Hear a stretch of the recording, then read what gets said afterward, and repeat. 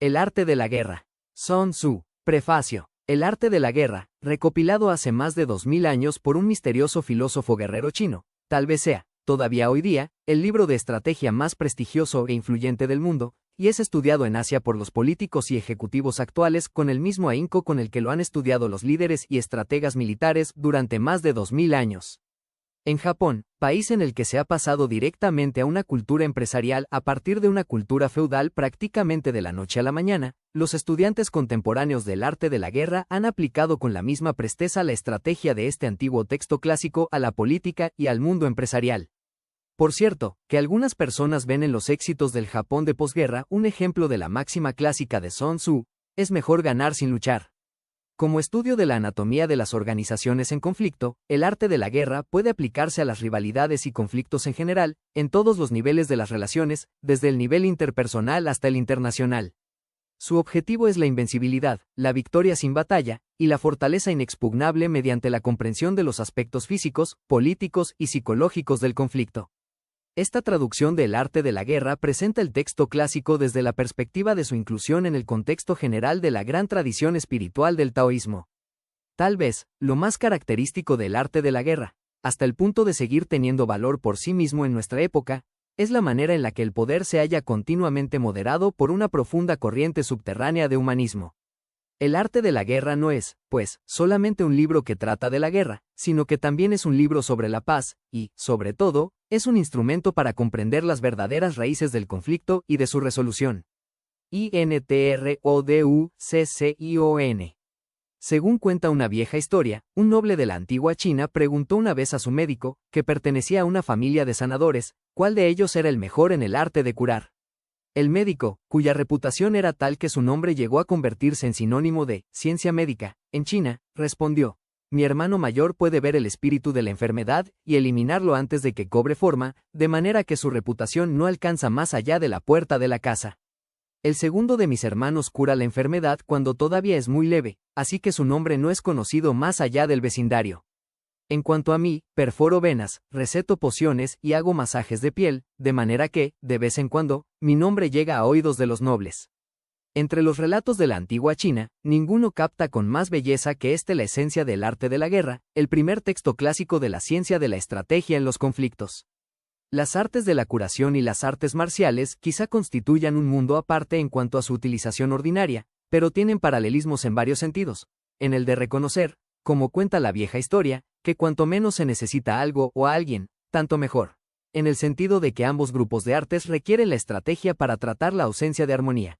Y en el sentido de que para ambos el conocimiento del problema es la clave de la solución.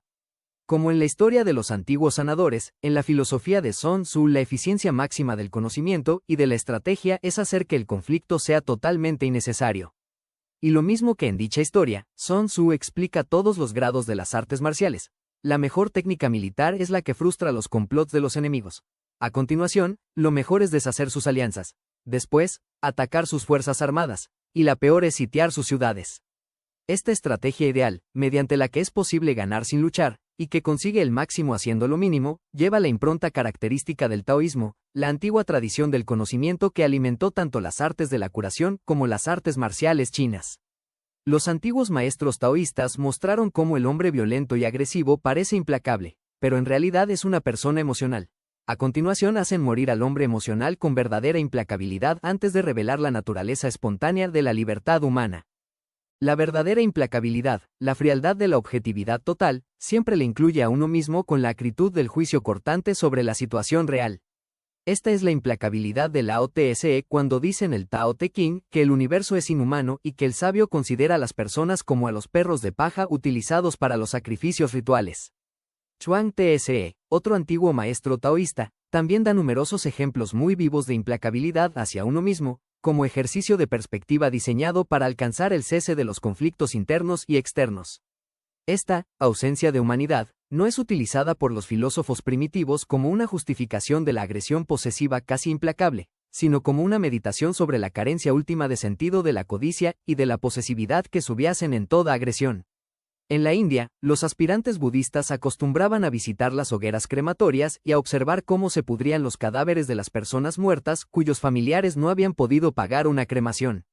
Lo hacían para expulsar fuera de sí la codicia y la posesividad. Después de conseguirlo, dirigían sus mentes hacia pensamientos sobre individuos y sociedades ideales. De la misma manera, el maestro Son hace que sus lectores mediten en los estragos de la guerra, desde sus fases iniciales de maldad y alienación hasta sus formas extremas de ataques incendiarios y de asedios, contemplados todos ellos como una especie de canibalismo masivo de los recursos de la naturaleza y de la misma humanidad. Mediante este método proporciona al lector un sentimiento acrecentado del significado de las virtudes individuales y sociales abrazadas por los pacifistas humanistas. Con mucha frecuencia se piensa que la paradoja es uno de los recursos de la psicología taoísta, utilizado para trascender las barreras imperceptibles de la conciencia. Es posible que la paradoja del arte de la guerra resida en su oposición a la guerra. Y la manera en que el arte de la guerra lucha contra la guerra es mediante los propios principios de la guerra. Infiltra las líneas enemigas, descubre los secretos del adversario y hace cambiar los corazones de las tropas contrarias. Los comentarios de esta versión han sido seleccionados a partir de una recopilación clásica de 11 comentaristas que vivieron entre el siglo XI y el siglo Su de C. Capítulo 1. Criterios estratégicos. La acción militar es de importancia vital para un país. Constituye la base de la vida y de la muerte, el camino de la supervivencia y la aniquilación. Por ello, es absolutamente indispensable examinarla. La base significa la localización, el lugar en que se produce la batalla. Si tomas ventaja, vivirás. Si la pierdes, morirás. Por esta razón, se llama a la acción militar la base de la vida y de la muerte. El camino significa la manera de adaptarse a la situación y de asentar la victoria. Si lo encuentras, sobrevivirás. Si lo pierdes, perecerás. Por lo tanto, calcula sirviéndote de los 5 elementos, y utiliza estos criterios para comparar y establecer cuál es la situación. Los 5 elementos son el camino, el clima, el terreno, el liderazgo y la disciplina. Estos elementos han de valorarse en el cuartel general. En primer lugar, haz una valoración de ti mismo y de tu adversario teniendo en cuenta estos 5 elementos, para decidir quién está en situación de superioridad. Entonces podrás determinar quién tiene más probabilidades de ganar. El camino significa inducir al pueblo a que tenga el mismo objetivo que sus dirigentes para que puedan compartir la vida y la muerte sin temor al peligro. El camino significa humanidad y justicia. En la antigüedad, un famoso ministro planteó una cuestión sobre asuntos militares a un filósofo de la política. El filósofo dijo, la humanidad y la justicia son los medios para gobernar de manera apropiada. Cuando el gobierno se comporta correctamente, la gente se siente cercana y no le preocupa morir por él. El clima significa las estaciones del año. En tiempos pasados, muchos soldados perdían sus dedos por congelación en campañas contra los hunos, y otros muchos morían de peste en campañas contra las tribus del sur. Esto ocurría porque se llevaban a cabo dichas operaciones militares en invierno y en verano. El terreno debe ser valorado en términos de distancia, facilidad o dificultad de desplazamiento, dimensiones y seguridad. En cualquier operación militar, es importante conocer en primer lugar la configuración del terreno. Cuando se conoce la distancia que hay que recorrer, se puede planificar si es necesario tomar el camino directo o hacer una circunvalación. Cuando se conoce la facilidad o la dificultad del desplazamiento, puede determinar si es más ventajoso llevar tropas de infantería o de caballería. Cuando se conoce la extensión de la zona, se puede estimar el número de tropas que se necesita, si se necesitan pocas o muchas. Cuando se conoce la seguridad relativa del terreno, se puede entonces escoger si es mejor luchar o dispersarse. La autoridad es una cuestión de inteligencia, honradez, humanidad, valor y severidad. La vía de los antiguos reyes era considerar la humanidad como lo más importante, mientras que los expertos en artes marciales consideraban que la inteligencia era lo fundamental. Y esto porque la inteligencia implica la capacidad de planificar y de saber cuándo hay que hacer cambios de una manera eficaz. La honradez significa que la tropa tenga claridad respecto a las recompensas y a los castigos. Humanidad representa amor y compasión por las personas, teniendo conciencia de sus esfuerzos. El valor significa aprovechar sin vacilar las oportunidades para asegurar la victoria. La severidad es establecer la disciplina entre las tropas mediante castigos estrictos. Disciplina quiere decir organización, cadena de mando y logística. Organización quiere decir que las tropas deben estar agrupadas de una determinada manera. La cadena de mando significa que tiene que haber oficiales para mantener a las tropas unidas y estar al mando de ellas. Logística quiere decir vigilar los suministros. Cualquier general ha oído hablar de estos 5 elementos. Los que los conocen ganan, y los que los ignoran pierden. Así pues, utiliza estos criterios para comparar y establecer cuál es la situación. Es decir, qué autoridad política está en posesión del camino. ¿Qué general tiene las cualidades adecuadas? ¿Quién tiene el mejor clima y el mejor terreno? ¿De quién es la disciplina más eficaz? ¿A quién pertenecen las tropas más numerosas y mejor equipadas? ¿Qué oficiales y soldados están mejor entrenados? ¿De quién es el sistema más claro de recompensas y castigos? Si sabes las respuestas, podrás saber quién será el vencedor. Los documentos clásicos dicen: el que me amenaza de buena forma es mi jefe, el que me amenaza de manera cruel es mi enemigo. La cuestión es cómo lo hace un gobierno humano y cómo lo hace un gobierno cruel. Valora las ventajas de pedir consejo, y después estructura tus fuerzas en consecuencia, para añadir tácticas suplementarias. Las fuerzas han de ser estructuradas de manera estratégica, basándose en lo que es ventajoso. Una operación militar implica engaño. Aunque seas competente, aparenta ser incompetente. Aunque seas efectivo, muéstrate ineficaz. Esto significa que si eres realmente competente y eficaz debes mostrarte exteriormente como incompetente e ineficaz, para sorprender al enemigo que había previsto esta argucia. El engaño tiene como objetivo obtener la victoria sobre el enemigo. Estar al mando de un grupo requiere capacidad para suscitar confianza. Cuando proyectes un ataque en los alrededores, aparenta que te dispones a ir lejos. Cuando proyectes atacar un lugar distante, finge que vas a hacerlo muy cerca. Desanímalos, a los enemigos. Con la perspectiva de tu victoria, sorpréndelos mediante la confusión. Cuando los estados de Wu y Yue estaban en guerra entre sí, Wu sacó de prisión a 3.000 criminales para dar una impresión de desorden y tender así una trampa a Yue. Muchos criminales huyeron, otros se rindieron. El ejército de Yue luchó con ellos, para ser en definitiva vencido por el ejército de Wu.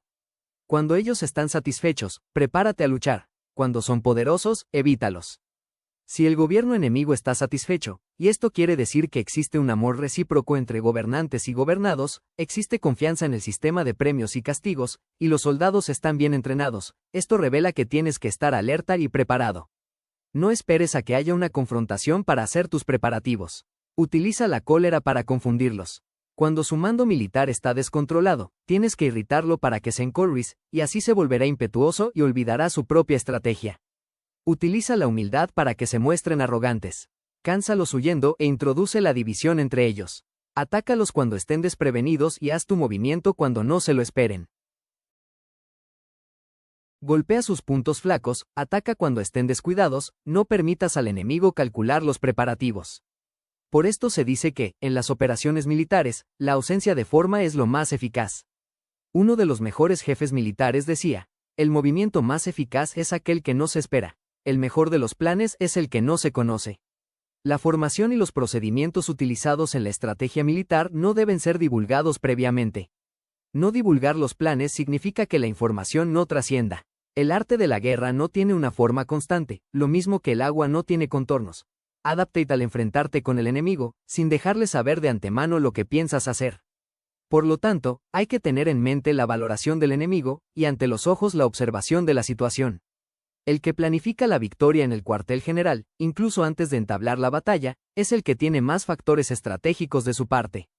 El que prevé su incapacidad para ganar en el cuartel general antes de empezar la batalla es el que tiene menos factores estratégicos de su parte. El que tiene más factores estratégicos a su favor es el que gana. El que tiene menos factores estratégicos a su favor pierde, y mucho más quien no tiene ningún factor estratégico a su favor. Considerando el asunto de esta manera, puedo ver quién va a ganar y quién va a perder. Cuando tu estrategia es profunda y amplia, es mucho lo que llevas ganado mediante tus cálculos, de manera que puedes ganar incluso antes de empezar a luchar. Cuando tu pensamiento estratégico es superficial y de corto alcance, es poco lo que puedes ganar mediante tus cálculos, así que pierdes antes de entablar la batalla. Por esto se dice que los guerreros victoriosos vencen primero y después van a la guerra, mientras que los guerreros vencidos van primero a la guerra y después intentan vencer. 2. En medio de la batalla. Cuando estés en medio de la batalla, incluso aunque estés ganando, continuar mucho tiempo en ella desanimará a tus tropas y embotará tu espada. Si estás asediando una ciudadela, agotarás tus fuerzas. Si mantienes a tu ejército durante mucho tiempo en campaña, tus suministros serán insuficientes. Las armas son instrumentos de mala suerte. Emplearlas durante un largo periodo de tiempo producirá calamidades. Como se dice normalmente, los que disfrutan luchando y agotando sus fuerzas militares morirán inevitablemente. Cuando tus tropas están desanimadas, tu espada embotada, agotadas tus fuerzas y tus suministros son escasos, los demás se aprovecharán de tu debilidad para sublevarse. Entonces, aunque tengas consejeros sabios, al final no podrás hacer que las cosas salgan bien. Por esta causa, he oído hablar de operaciones militares que han sido torpes y repentinas, pero nunca he visto a ningún experto en el arte de la guerra que mantuviese la campaña por mucho tiempo. Nunca es beneficioso para una nación dejar que una operación militar se prolongue por mucho tiempo. Como se dice comúnmente, sé rápido como el trueno que retumba antes de que hayas podido taparte los oídos, veloz como el relámpago que relumbra antes de haber podido pestañear. Por lo tanto, los que no son totalmente conscientes de las desventajas de servirse de las armas no pueden ser totalmente conscientes de las ventajas de utilizarlas. Los que utilizan los medios militares con pericia no hacen leva de tropas 2 veces, ni proporcionan alimentos en 3 ocasiones. Esto quiere decir que no se debe llamar al servicio militar más de una vez y que, inmediatamente después de alcanzar la victoria, no se debe regresar al propio país para evitar una segunda leva de tropas. Al principio esto significa proporcionar alimentos, para las propias tropas, 2L, pero después se quitan los alimentos al enemigo. Si tomas los suministros de armas de tu propio país, pero quitas los alimentos al enemigo, puedes estar bien abastecido de armamento y de provisiones. Cuando un país se empobrece a causa de las operaciones militares, se debe al transporte de provisiones desde un lugar distante. Si las transportas desde un lugar distante, el pueblo se empobrecerá. Los que habitan cerca de donde está el ejército pueden vender sus cosechas a precios elevados, pero se acaba de este modo el bienestar de la mayoría de la población. Cuando se transportan las provisiones muy lejos, la gente se arruina a causa del gasto. En los mercados cercanos al ejército, los precios de las mercancías se disparan. Por lo tanto, las largas campañas militares constituyen una plaga para el país. Cuando se agotan los recursos, los impuestos se recaudan bajo presión. Cuando el poder y los recursos se han agotado, se arruina el propio país. Se priva al pueblo llano del 70% de su presupuesto, mientras que los gastos del gobierno para equipamiento se elevan al 60% del suyo. Los habitantes constituyen la base de un país, los alimentos son la felicidad del pueblo. Los gobernantes deben respetar este hecho y ser sobrios. En consecuencia, un general inteligente lucha por desproveer al enemigo de sus alimentos. Cada kilo de alimentos tomados al enemigo equivale a 20 kilos que te suministras a ti mismo. Transportar 1 kilo de alimentos a una gran distancia equivale al gasto de comprar 20 kilos.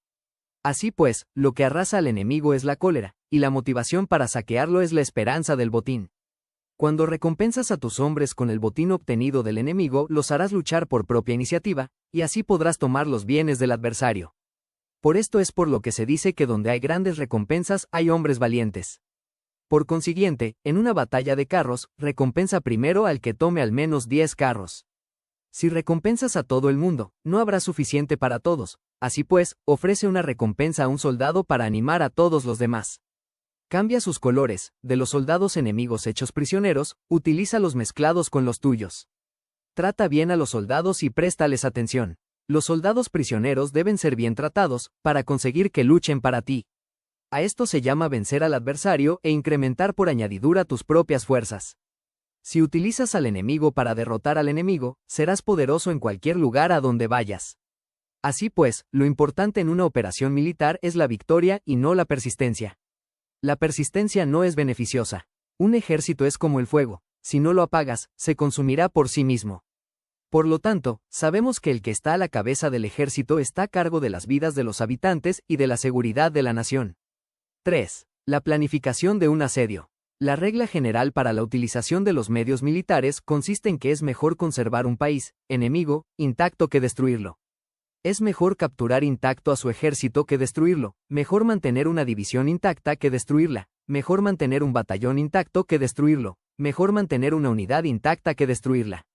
Wei Liaozi decía, practica las artes marciales, calcula la fuerza de tus adversarios, haz que pierdan su ánimo y dirección, de manera que aunque el ejército enemigo esté intacto sea inservible. Esto es ganar mediante el Tao. Si destruyes al ejército enemigo y matas a sus generales, asaltas sus defensas disparando, reúnes a una muchedumbre y usurpas un territorio, todo esto es ganar por la fuerza. Por esto, los que ganan todas las batallas no son realmente profesionales. Los que consiguen que se rindan impotentes los ejércitos ajenos sin luchar, son los mejores maestros del arte de la guerra. Los guerreros superiores atacan mientras los enemigos están proyectando los planes. A continuación, lo mejor es deshacer las alianzas. Después de estas dos tácticas, la mejor es atacar al ejército. Para atacar con éxito, desplegar las tropas sin percances también constituye una buena ventaja sobre el enemigo. Por eso, un gran emperador guerrero decía: el que lucha por la victoria frente a espadas desnudas no es un buen general. La peor táctica es atacar a una ciudad. Asediar una ciudad solo se lleva a cabo como último recurso. Emplea 3 meses en preparar tus artefactos y otros 3 para completar la mecánica de tu asedio. Algunos dicen que lo que el maestro Sun señala en este punto es que no se debe atacar bajo la ira y con prisas. Por esto es por lo que aconseja tomarse tiempo. Si el general no puede superar su cólera y tiene a su ejército asediando la ciudadela, después de haber hecho morir a 1/3 de sus soldados, y a pesar de esto la ciudadela todavía resiste, se trata de un ataque desastroso. Por lo tanto, un verdadero maestro de las artes marciales vence a otras fuerzas enemigas sin batalla, conquista otras ciudades sin asediarlas y destruye a otras naciones sin emplear mucho tiempo. Un maestro experto en las artes marciales deshace los planes enemigos, estropea las relaciones, corta los suministros o bloquea el camino, venciendo mediante estas tácticas sin necesidad de luchar. Es imprescindible luchar contra todas las facciones enemigas para obtener una victoria completa, de manera que su ejército no quede acuartelado y el beneficio sea total. Esta es la ley del asedio estratégico. La victoria completa se produce cuando el ejército no lucha, la ciudad no es asediada, la destrucción no se prolonga durante mucho tiempo, y en cada caso el enemigo es vencido por el empleo de la estrategia. Así pues, la ley de la utilización de la fuerza militar es la siguiente. Si tus fuerzas son 10 veces superiores a las del adversario, rodéalo. Si son 5 veces superiores, atácalo. Si son 2 veces superiores, divídelo. Si tus fuerzas son iguales en número, lucha si te es posible. Si tus fuerzas son inferiores, mantente apartado si puedes hacerlo. Si eres inferior en número, huye si puedes. Tus consejos se aplica en los casos en que todos los factores son equivalentes. Si tus fuerzas están en orden mientras que las suyas están inmersas en el caos, si tú y tus fuerzas estáis con ánimo y ellos están desmoralizados, entonces, aunque sean más numerosos, puedes entrar en batalla. Si tus soldados, fuerzas, tu estrategia y tu valor son menores que las de tu adversario, entonces debes retirarte y buscar una salida. En consecuencia, si el bando más pequeño es obstinado, cae prisionero del bando más grande. Esto quiere decir que si un pequeño país no hace una valoración adecuada de su poder y se atreve a enemistarse con un gran país, por mucho que su defensa sea firme, inevitablemente se convertirá en una nación conquistada. Los anales primaveras y otoños dicen: si no puedes ser fuerte, pero tampoco sabes ser débil, serás derrotado. Los generales son servidores de la nación. Cuando su servicio es completo, el país es fuerte. Cuando su servicio es deficiente, el país es débil. Si los generales no protegen al gobernante y abrigan duplicidad en sus corazones, el país se verá debilitado. Por esta razón, es imprescindible ser cuidadoso al elegir a las personas para puestos de responsabilidad. Así pues, existen 3 maneras en las que un gobierno civil lleva al ejército al desastre. Cuando un gobierno civil, ignorando los hechos, ordena avanzar a sus ejércitos o retirarse cuando no deben hacerlo. Esto se le llama inmovilizar al ejército.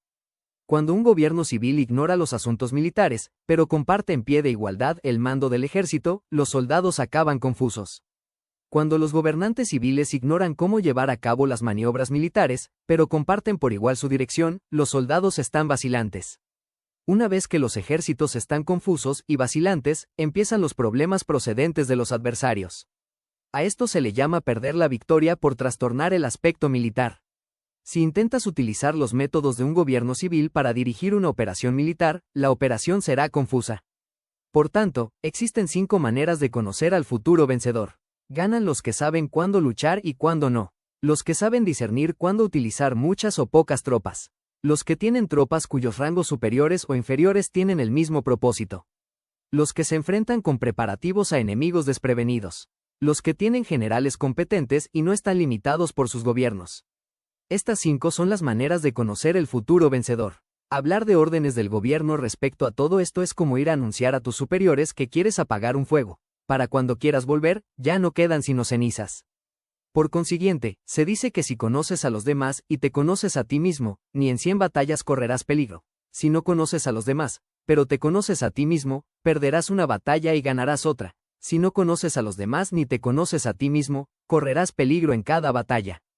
4. El orden de batalla. Antiguamente, los guerreros expertos se hacían a sí mismos invencibles en primer lugar, y después aguardaban a descubrir la vulnerabilidad de sus adversarios. Hacerte invencible significa conocerte a ti mismo. Aguardar a descubrir la vulnerabilidad del adversario significa conocer a los demás. La invencibilidad está en uno mismo, la vulnerabilidad en el adversario. Por esto, los guerreros expertos pueden ser invencibles, pero no pueden hacer que sus adversarios sean vulnerables. Si los adversarios no tienen orden de batalla sobre el que informarse, ni negligencias o fallos de los que aprovecharse, ¿cómo puedes vencerlos aunque estés bien pertrechado? Por esto es por lo que se dice que la victoria puede ser percibida, pero no fabricada. La invencibilidad es una cuestión de defensa, la vulnerabilidad, una cuestión de ataque. Mientras no hayas observado vulnerabilidades en el orden de batalla de los adversarios, oculta tu propia formación de ataque, y prepárate para ser invencible, con la finalidad de preservarte. Cuando los adversarios tienen órdenes de batalla vulnerables, es el momento de salir a atacarlos. La defensa es para tiempos de escasez, el ataque para tiempos de abundancia. Los expertos en la defensa se esconden en las profundidades de la tierra. Los expertos en maniobras de ataque se esconden en las más elevadas alturas del cielo. De esta manera pueden protegerse y lograr la victoria total. En situaciones de defensa, acalláis las voces y borráis las huellas, escondidos como fantasmas y espíritus bajo tierra, invisibles para todo el mundo. En situaciones de ataque, vuestro movimiento es rápido y vuestro grito fulgurante, veloz como el trueno y el relámpago, para los que no se puede uno preparar, aunque vengan del cielo. Prever la victoria cuando cualquiera la puede conocer no constituye verdadera destreza. Todo el mundo elogia la victoria ganada en batalla, pero esa victoria no es realmente tan buena. Todo el mundo elogia la victoria en la batalla, pero lo verdaderamente deseable es poder ver el mundo de lo sutil y darte cuenta del mundo de lo oculto, hasta el punto de ser capaz de alcanzar la victoria donde no existe forma. No se requiere mucha fuerza para levantar un cabello, no es necesario tener una vista aguda para ver el sol y la luna, ni se necesita tener mucho oído para escuchar el retumbar del trueno. Lo que todo el mundo conoce no se llama sabiduría. La victoria sobre los demás obtenida por medio de la batalla no se considera una buena victoria. En la antigüedad, los que eran conocidos como buenos guerreros vencían cuando era fácil vencer. Si solo eres capaz de asegurar la victoria tras enfrentarte a un adversario en un conflicto armado, esa victoria es una dura victoria. Si eres capaz de ver lo sutil y de darte cuenta de lo oculto, irrumpiendo antes del orden de batalla, la victoria así obtenida es una victoria fácil.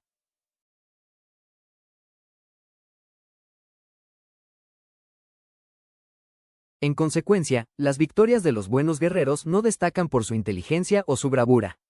Así pues, las victorias que se ganan en batalla no son debidas a la suerte.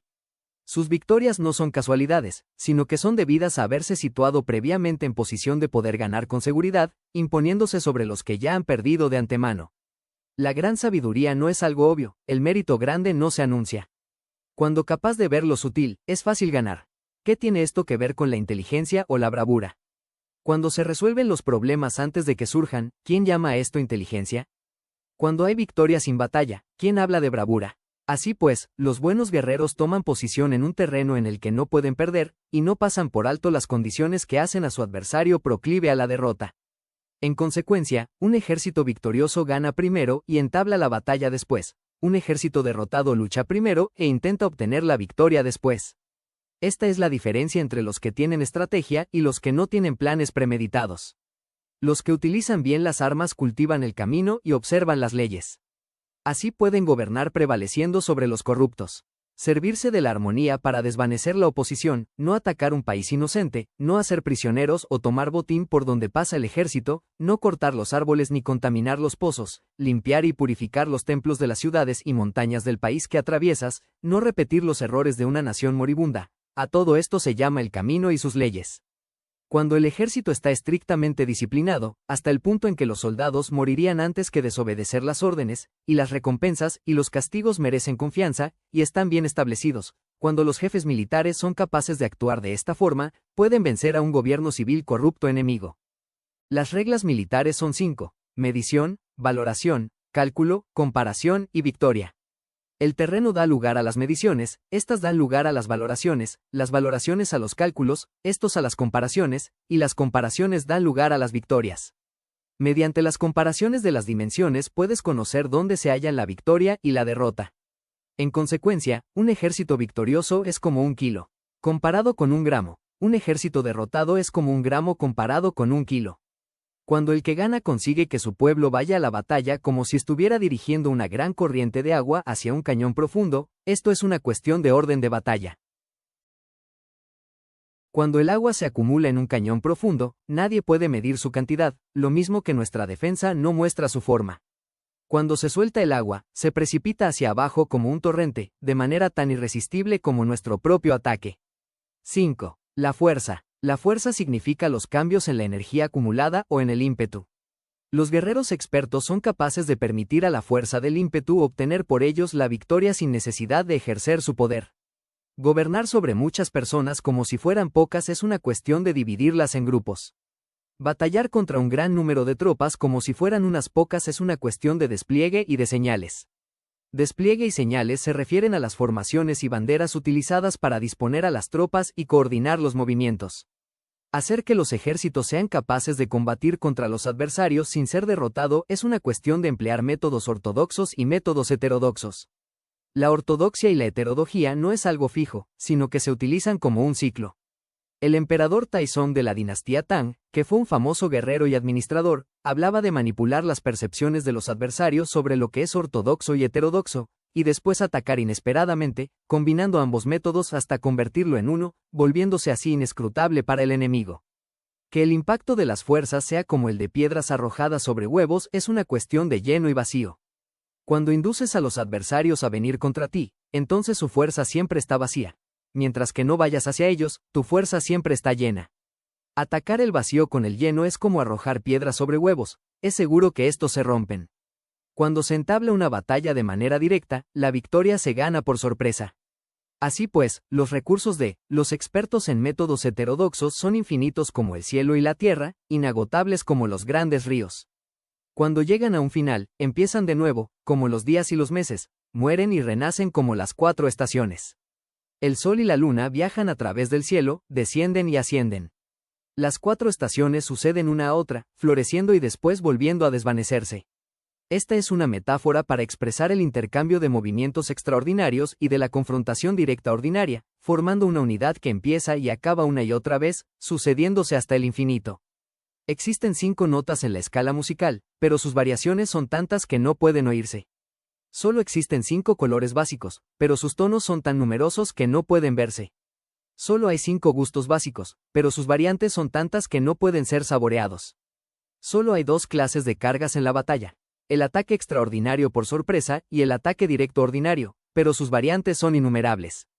Lo ortodoxo y lo heterodoxo se originan recíprocamente, como un círculo sin comienzo ni fin. ¿Quién podría agotarlos?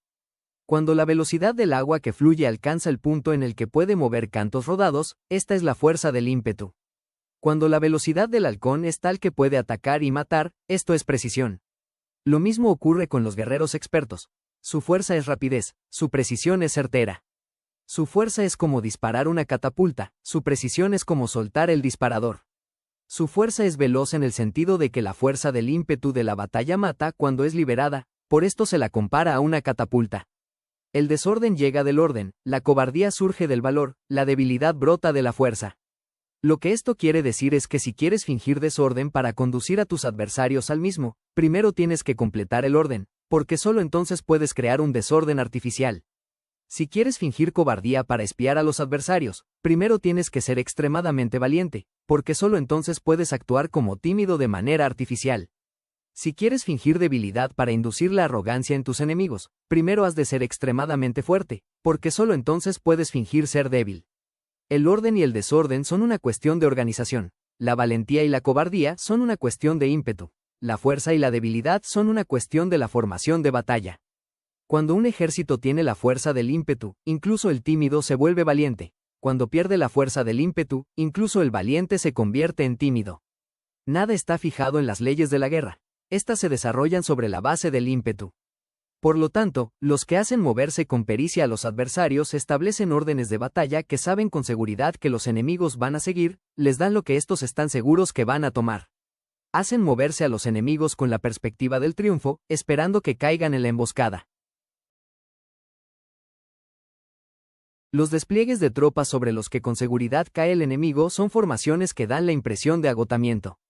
Los adversarios se mueven así con la esperanza de obtener ventaja. En consecuencia, los buenos guerreros buscan la efectividad en la batalla a partir de la fuerza del ímpetu y no de la fuerza de cada soldado. Así pues, son capaces de escoger a la gente y dejar que la fuerza del ímpetu haga su trabajo. Cuando en la guerra tienes la fuerza del ímpetu, incluso el tímido puede ser valeroso. Así es posible escoger a los soldados por sus capacidades y darles las responsabilidades adecuadas. El valiente puede luchar, el cuidadoso puede hacer de centinela, y el inteligente puede comunicar. Nadie es inútil. Hacer que los soldados luchen permitiendo que la fuerza del ímpetu haga su trabajo es como hacer rodar troncos y rocas. Los troncos y las rocas permanecen inmóviles cuando están en un lugar plano, pero ruedan en un plano inclinado. Se quedan fijos cuando son cuadrados, pero giran si son redondos. Por lo tanto, cuando se conduce a los hombres a la batalla con pericia, el impulso es como rocas redondas que se precipitan montaña abajo. Esta es la fuerza. 6. Vacío y lleno. Los que llegan primero al campo de batalla y esperan al adversario están en posición descansada. Los que llegan los últimos al campo de batalla y entablan la lucha quedan agotados. En consecuencia, los buenos guerreros hacen que los demás vengan a ellos, y de ningún modo se dejan atraer fuera de su campo. Si haces que los adversarios vengan a ti para combatir, su fuerza estará siempre vacía. Si no vas a combatir, tu fuerza estará siempre llena. Este es el arte de vaciar a los demás y de llenarte a ti mismo. Lo que impulsa a los adversarios a venir hacia ti por propia decisión es la perspectiva de ganar. Lo que desanima a los adversarios de ir hacia ti es la probabilidad de sufrir daños. Así, cuando los adversarios están en posición favorable, es posible cansarlos. Cuando están bien alimentados, es posible hacerlos morir de hambre. Cuando están descansando, es posible hacer que se pongan en movimiento. Ataca inesperadamente, haciendo que los adversarios se agoten corriendo para salvar sus vidas. Quema sus provisiones, arrasa sus campos y corta sus vías de aprovisionamiento. Aparece en lugares críticos y ataca donde menos se lo esperen, haciendo que tengan que acudir al rescate. Aparece donde no puedan ir, dirígete hacia donde menos se lo esperen. Para desplazarte cientos de kilómetros sin cansancio, atraviesa tierras despobladas. Atacar un espacio abierto no significa solo un espacio en el que el enemigo no tiene defensa. Mientras su defensa no sea estricta, el lugar no está bien guardado. Los enemigos se desperdigarán ante ti como si estuvieras atravesando un territorio despoblado. Para tomar infaliblemente lo que atacas, ataca donde no haya defensa. Para mantener una defensa infaliblemente segura, defiende donde no haya ataque. Así, en el caso de los que son expertos en el ataque, sus enemigos no saben por dónde atacar. Cuando se cumplen las directivas, las personas son sinceramente leales, los preparativos para la defensa son asegurados con firmeza, pero eres tan sutil y reservado que no revelas ninguna forma, los adversarios se quedan inseguros y su inteligencia no les sirve para nada. Sé extremadamente sutil, hasta el punto de no tener forma. Sé completamente misterioso, hasta el punto de ser silencioso. De este modo podrás dirigir el destino de tus adversarios. Para avanzar sin encontrar resistencia, arremete por sus puntos flacos. Para retirarte de manera esquiva, sé más rápido que ellos. Las situaciones militares se basan en la velocidad. Llega como el viento, parte como el relámpago, y los adversarios no podrán vencerte. Por lo tanto, cuando quieras entrar en batalla, incluso si el adversario está atrincherado en una posición defensiva, no podrá evitar luchar si atacas en el lugar en el que debe acudir irremediablemente al rescate. Cuando no quieras entrar en batalla, incluso si trazas una línea en el terreno que quieres conservar, el adversario no puede combatir contigo porque le das una falsa pista. Esto significa que cuando los adversarios llegan para atacarte, no luchas con ellos, sino que estableces un cambio estratégico para confundirlos y llenarlos de incertidumbre. Por consiguiente, cuando induces a otros a efectuar una formación, mientras que tú mismo permaneces sin forma, estás concentrado, mientras que tu adversario está dividido. Haz que los adversarios vean como extraordinario lo que es ordinario para ti. Haz que vean como ordinario lo que es extraordinario para ti. Esto es inducir al enemigo a efectuar una formación. Una vez vista la formación del adversario, concentras tus tropas contra él. Como tu formación no está a la vista, el adversario dividirá seguramente a sus fuerzas.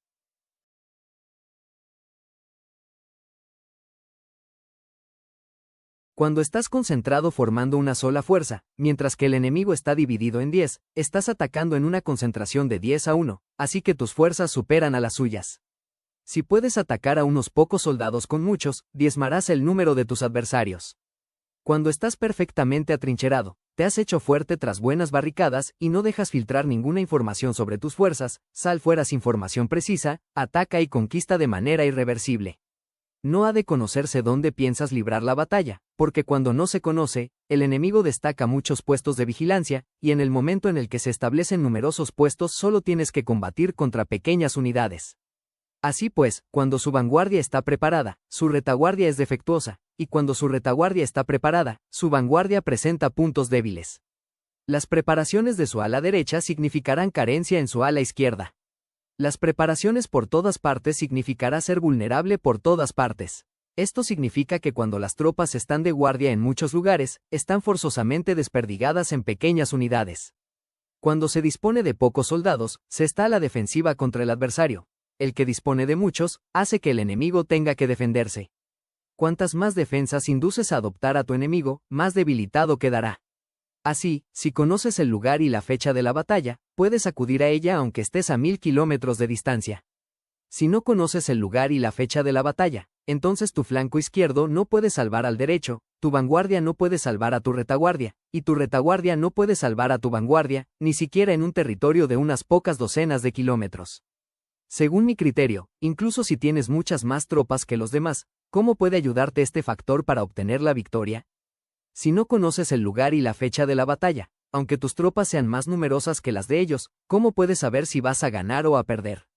Así pues, se dice que la victoria puede ser creada. Si haces que los adversarios no sepan el lugar y la fecha de la batalla, siempre puedes vencer. Incluso si los enemigos son numerosos, puede hacerse que no entren en combate. Por tanto, haz tu valoración sobre ellos para averiguar sus planes, y determinar qué estrategia puede tener éxito y cuál no.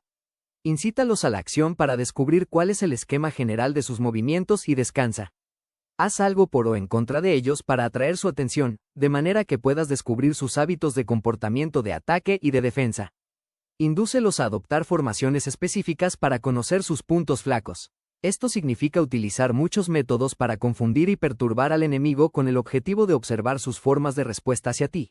Después de haberlas observado, actúas en consecuencia, de manera que puedes saber qué clase de situaciones significan vida y cuáles significan muerte. Pruébalos para averiguar sus puntos fuertes y sus puntos débiles. Por lo tanto, el punto final de la formación de un ejército es llegar a la no forma. Cuando no tienes forma, el espionaje encubierto no puede descubrir nada, ya que la información no puede crear una estrategia. Una vez que no tienes forma perceptible, no dejas huellas que puedan ser seguidas, los espías no encuentran ninguna grieta por donde mirar y los que están a cargo de la aplicación no pueden establecer ningún plan de operaciones. La victoria sobre multitudes mediante formaciones precisas debe ser desconocida por las multitudes. Todo el mundo conoce la forma mediante la que resulto vencedor, pero nadie conoce la forma mediante la que aseguro la victoria. En consecuencia, la victoria en la guerra no es repetitiva, sino que adapta su forma continuamente. Determinar los cambios apropiados significa no repetir las estrategias previas para obtener la victoria. Para lograrla, puedo adaptarme desde el principio a cualquier formación que los adversarios puedan adoptar. Las formaciones militares son como el agua. La naturaleza del agua es evitar lo alto e ir hacia abajo. La naturaleza de la fuerza militar es evitar lo lleno y atacar lo vacío. El flujo del agua está determinado por la tierra. La victoria de la fuerza militar viene determinada por el adversario. Así pues, una fuerza militar no tiene formación constante, lo mismo que el agua no tiene forma constante. Se llama genio a la capacidad de obtener la victoria cambiando y adaptándose según el enemigo. 7. La lucha armada. La regla ordinaria para el uso de la fuerza militar es que el mando del ejército reciba órdenes de las autoridades civiles y después reúne y concentra a las tropas, acuartelándolas juntas. Nada es más difícil que la lucha armada. Luchar con otros cara a cara para conseguir ventajas es lo más arduo del mundo. La dificultad de la lucha armada es hacer cercanas las distancias largas y convertir los problemas en ventajas. Mientras que das la apariencia de estar muy lejos, empiezas tu camino y llegas antes que el enemigo. Por lo tanto, haces que su ruta sea larga, atrayéndolo con la esperanza de ganar. Cuando emprendes la marcha después que los otros y llegas antes que ellos, conoces la estrategia de hacer que las distancias sean cercanas. Sírvete de una unidad especial para engañar al enemigo atrayéndolo a una falsa persecución, haciéndole creer que el grueso de tus fuerzas está muy lejos. Entonces, lanzas una fuerza de ataque sorpresa que llega antes, aunque emprendió el camino después. Por consiguiente, la lucha armada puede ser provechosa y puede ser peligrosa. Para el experto es provechosa, para el inexperto peligrosa. Movilizar a todo el ejército para el combate en aras de obtener alguna ventaja tomaría mucho tiempo, pero combatir por una ventaja con un ejército incompleto tendría como resultado una falta de medios. Si te desplazas ligero y sin parar día y noche, recorriendo el doble de tu distancia habitual, y si luchas por obtener alguna ventaja a miles de kilómetros, tus jefes militares serán hechos prisioneros. Los soldados que sean fuertes llegarán allí primero, los más cansados llegarán después. Como regla general, solo lo conseguirá 1 de cada 10. Cuando la ruta es larga, las tropas se cansan. Si han gastado su fuerza en el desplazamiento, llegan agotadas, mientras que sus adversarios están frescos. Así pues, es seguro que serán atacadas. Combatir por una ventaja a 50 kilómetros de distancia frustrará los planes del mando, y, como regla general, solo el 50% de los soldados lo harán. Si se combate por obtener una ventaja a 30 kilómetros de distancia, solo 2 de cada 3 soldados los recorrerán. Así pues, un ejército perece si no está equipado, si no tiene provisiones o si no tiene dinero. Estas 3 cosas son necesarias. No puedes combatir para ganar con un ejército no equipado. Por tanto, si ignoras los planes de tus rivales, no puedes hacer alianzas precisas. A menos que conozcas las montañas y los bosques, los desfiladeros y los pasos, y la disposición de los pantanos y de las marismas, no puedes maniobrar con una fuerza armada. A menos que utilices guías locales, no puedes aprovecharte de las ventajas del terreno. Solo cuando conoces cada detalle de la disposición del terreno puedes maniobrar y guerrear. Por consiguiente, una fuerza militar se establece mediante el engaño, se moviliza mediante la esperanza de recompensa, y se adapta mediante la división y la combinación. Una fuerza militar se establece mediante el engaño en el sentido de que engañas al enemigo para que no pueda conocer cuál es tu situación real y no pueda imponer su supremacía. Se moviliza mediante la esperanza de recompensa, en el sentido de que entra en acción cuando ve la posibilidad de obtener una ventaja. Dividir y volver a hacer combinaciones de tropas se hace para confundir al adversario y observar cómo reacciona frente a ti. De esta manera puedes adaptarte para obtener la victoria. Por eso, cuando una fuerza militar se mueve con rapidez es como el viento. Cuando va lentamente es como el bosque, es voraz como el fuego e inmóvil como las montañas. Es rápida como el viento en el sentido que llega sin avisar y desaparece como el relámpago. Es como un bosque porque tiene un orden. Es voraz como el fuego que devasta una planicie sin dejar tras sí ni una brizna de hierba. Es inmóvil como una montaña cuando se acuartela. Es tan difícil de conocer como la oscuridad. Su movimiento es como un trueno que retumba. Para saquear un lugar, divide a tus tropas. Para expandir tu territorio, divide el botín. La regla general de las operaciones militares es desproveer de alimentos al enemigo todo lo que se pueda. Sin embargo, en localidades donde la gente no tiene mucho, es necesario dividir a las tropas en grupos más pequeños para que puedan tomar en diversas partes lo que necesitan, ya que solo así tendrán suficiente. En cuanto a dividir el botín, significa que es necesario repartirlo entre las tropas para guardar lo que ha sido ganado, no dejando que el enemigo lo recupere. Actúa después de haber hecho una estimación. Gana el que conoce primero la medida de lo que está lejos y lo que está cerca. Esta es la regla general de la lucha armada. El primero que hace el movimiento es el invitado, el último es el anfitrión. El invitado lo tiene difícil, el anfitrión lo tiene fácil.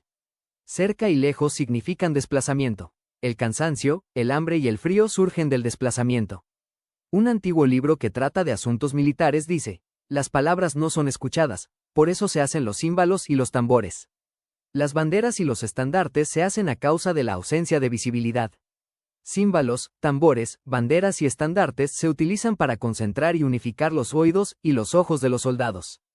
Una vez que están unificados, el valiente no puede actuar solo, ni el tímido puede retirarse solo. Esta es la regla general del empleo de un grupo.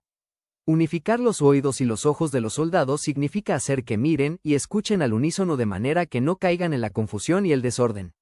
Las señales se utilizan para indicar direcciones e impedir que los individuos vayan a donde se les antoje. Así pues, en batallas nocturnas utiliza fuegos y tambores, y en batallas diurnas sírvete de banderas y estandartes, para manipular los oídos y los ojos de los soldados. Utiliza muchas señales para confundir las percepciones del enemigo y hacerle temer tu temible poder militar. De esta forma, tienes que hacer desaparecer la energía de sus ejércitos y desmoralizar a sus generales. En primer lugar, has de ser capaz de mantenerte firme en tu propio corazón. solo entonces puedes desmoralizar a los generales enemigos. Por esto, la tradición afirma que los habitantes de otros tiempos tenían la firmeza para desmoralizar, y la antigua ley de los que conducían carros de combate decía que cuando la mente original es firme, la energía fresca es victoriosa. De este modo, la energía de la mañana está llena de ardor, la del mediodía decae y la energía de la noche se retira. En consecuencia, los expertos en el manejo de las armas evitan la energía entusiasta, atacan la decadente y la que se bate en retirada. Son ellos los que dominan la energía. Todos los débiles del mundo se disponen a combatir en un minuto si se sienten animados, pero cuando se trata realmente de tomar las armas y de entrar en batalla son poseídos por la energía. Cuando esta energía se desvanece, se detendrán, estarán asustados y se arrepentirán de haber comenzado. La razón por la que esa clase de ejércitos miran por encima del hombro a enemigos fuertes, lo mismo que miran a las doncellas vírgenes, es porque se están aprovechando de su agresividad, estimulada por cualquier causa. Utilizar el orden para enfrentarse al desorden, utilizar la calma para enfrentarse con los que se agitan, esto es dominar el corazón. A menos que tu corazón esté totalmente abierto y tu mente en orden, no puedes esperar ser capaz de adaptarte a responder sin límites, a manejar los acontecimientos de manera infalible, a enfrentarte a dificultades graves e inesperadas sin turbarte, dirigiendo cada cosa sin confusión. Dominar la fuerza es esperar a los que vienen de lejos, aguardar con toda comodidad a los que se han fatigado, y con el estómago saciado a los hambrientos. Esto es lo que se quiere decir cuando se habla de atraer a otros hacia donde estás, al tiempo que evitas ser inducido a ir hacia donde están ellos. Evitar la confrontación contra formaciones de combate bien ordenadas y no atacar grandes batallones constituye el dominio de la adaptación. Por tanto, la regla general de las operaciones militares es no enfrentarse a una gran montaña ni oponerse al enemigo que se halla de espaldas a esta. Esto significa que si los adversarios están en un terreno elevado, no debes atacarlos cuesta arriba, y que cuando efectúan una carga cuesta abajo, no debes hacerles frente. No persigas a los enemigos cuando finjan una retirada, ni ataques tropas expertas. Si los adversarios huyen de repente antes de agotar su energía, seguramente hay emboscadas esperándote para atacar a tus tropas. En este caso, debes retener a tus oficiales para que no se lancen en su persecución. No consumas la comida de sus soldados. Si el enemigo abandona de repente sus provisiones, estas han de ser probadas antes de ser comidas, por si están envenenadas. No detengas a ningún ejército que esté en camino hacia su país. Bajo estas circunstancias, un adversario luchará hasta la muerte. Hay que dejar una salida a un ejército rodeado. Muéstrales una manera de salvar la vida para que no estén dispuestos a luchar hasta la muerte, y así podrás aprovecharte para atacarlos. No presiones a un enemigo desesperado. Un animal agotado seguirá luchando, pues esa es la ley de la naturaleza. Estas son las leyes de las operaciones militares. 8. Las variables. La norma general de las operaciones militares es que el mando militar recibe órdenes de la autoridad civil para formar un ejército. No permitas instalar un campamento en un terreno difícil. No dejes que se establezcan relaciones diplomáticas en las fronteras. No permanezcas en un territorio árido ni aislado. Cuando te halles en un terreno cerrado, discurre alguna estratagema. Cuando te halles en un terreno mortal, lucha. Hallarse en un terreno cerrado significa que existen lugares escarpados que te rodean por todas partes, de manera que el enemigo puede llegar e irse con libertad, pero a ti te es difícil salir y volver. Existen rutas que no han de seguirse, ejércitos que no han de ser atacados, ciudadelas que no deben ser asediadas, terrenos sobre los que no se debe combatir, y órdenes de gobernantes civiles que no deben ser obedecidas. En consecuencia, los generales que conocen todas las variables posibles para aprovecharse del terreno saben cómo manejar las fuerzas armadas. Si los generales no saben cómo adaptarse de un modo ventajoso, aunque conozcan la disposición del terreno, no pueden aprovecharse de él. Si están al mando de ejércitos, pero ignoran las artes de la total adaptabilidad, aunque conozcan el objetivo a lograr, no pueden hacer que los soldados luchen por él. Si eres capaz de cambiar conforme al ímpetu de las fuerzas, entonces la ventaja no cambia, y los únicos que son perjudicados son los enemigos. Por esta razón, no existe la estructura permanente. Si puedes comprender totalmente este principio, puedes hacer que los soldados actúen. Por lo tanto, las consideraciones de la persona inteligente siempre incluyen el beneficio y el daño. Cuando considera el beneficio, su acción se expande. Cuando considera el daño, sus problemas pueden resolverse. El beneficio y el daño son interdependientes, y los sabios los tienen en cuenta. Por ello, lo que retiene a los adversarios es el daño. Lo que los mantiene ocupados es la acción, y lo que los motiva es el beneficio. Cansa a los enemigos manteniéndolos ocupados y no dejándoles respiro. Pero, antes de lograrlo, tienes que realizar previamente tu propia labor. Esa labor consiste en desarrollar un fuerte ejército, una nación rica, una sociedad armoniosa y una manera ordenada de vivir. Así pues, la norma general de las operaciones militares consiste en no contar con que el enemigo no acuda, sino confiar en tener los medios de enfrentarte a él. No contar con que el adversario no ataque, sino confiar en poseer lo que no puede ser atacado. Si puedes recordar siempre el peligro cuando estás a salvo y el caos en tiempos de orden, permanece atento al peligro y al caos mientras no tengan todavía forma, y evítalos antes de que se presenten. Esta es la mejor estrategia de todas. Por esto, existen 5 rasgos que son peligrosos en los generales. Los que están dispuestos a morir pueden perder la vida. Los que quieren preservar la vida pueden ser hechos prisioneros. Los que son proclives a la ira pueden ser ridiculizados. Los que son muy puritanos pueden ser deshonrados. Los que son emocionales pueden ser turbados. Si te presentas en un lugar que con toda seguridad los enemigos se precipitarán a defender, las personas compasivas se apresurarán invariablemente a rescatar a sus habitantes, causándose a sí mismas problemas y cansancio.